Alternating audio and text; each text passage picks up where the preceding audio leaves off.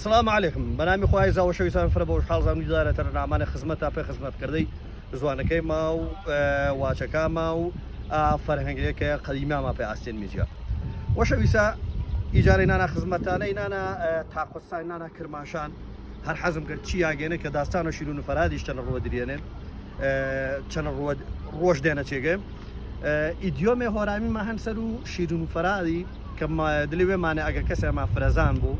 یا باوەشمێ فێڵباز بوو یان دوور بەڕۆی تاکە قسەور و قسەبەر بوو کە بین و خەڵکی تێک بوو یان قسەوە بەخرابیاون و لاوێمە هۆرامیانە پەنەش ماسمێ فەراڵکوش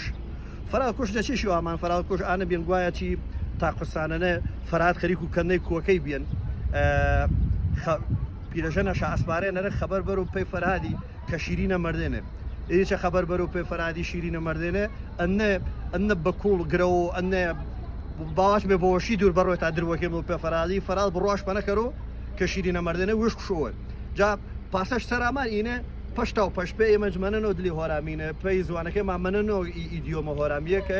ماژمێ فەراڵکوش بە کەسێکە دوور بەڕۆی تا درۆزن و دوور و فێڵباز بوو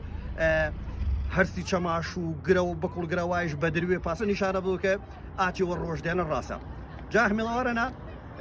جگە واچەکەمە ئێمە پارێزنمەشە ئیدیۆمەکەشمان پارێزنێ چێو لای ئەگەر بە زەلامێ وچیا فەراڵکوش ئینە چینۆیە ئامان هەمێڵەوەرانە تاوا بن بستیفادە تاون و پەنە فرەوەش حاڵبیا و شانیش دێ